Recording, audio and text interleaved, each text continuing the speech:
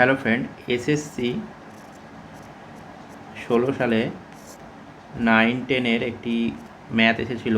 দেখো, একদম লিমিট বের করতে বলেছিল, একদম ইজি একটা অঙ্ক। Limit n tends to infinity 2 to the power n plus 1 plus 3 to the power n plus 1 by 2 to the power n plus 3 to the power n, এটা বের করতে বলেছে। তো এটা কি করে করব? কিছুই না, limit n tends to infinity, আমি 3 to the power n common নিয়ে নিচ্ছি, তাহলে কত হবে? এখানে 2 to the power 2/3 whole to the power n করলাম।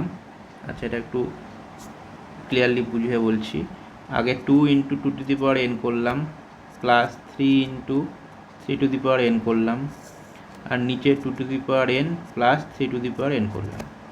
এবার আমি উপর নিচে 3 to the power n common নিয়ে নিচ্ছি, তাহলে কী হবে? 3 পড়ে থাকবে, plus 2 into 2/3 whole to the power n, আর নিচে পড়ে থাকবে 3 to the power n common নিলে 1 plus 2/3 whole to the power n, আর limit n tends to infinity. আচ্ছা, এবার 3 টু দি পাওয়ার n কেটে যাবে উপর নিচে, তাহলে কি পড়ে থাকবে? 3 plus 2 into 2/3 whole to the power n by 1 plus 2/3 whole to the power n। এবার n টেন্স টু ইনফিনিটি আমরা জানি যে limit n tends to infinity x to the power n equal to কত হয়? 0 হয়। কখন? যখন মড এক্সটা লেস দেন 1-এর মধ্যে থাকে। তো এখানে এক্সের ভ্যালু 2/3, সেটা 1-এর থেকে মানে মড 2/3 কত হয়?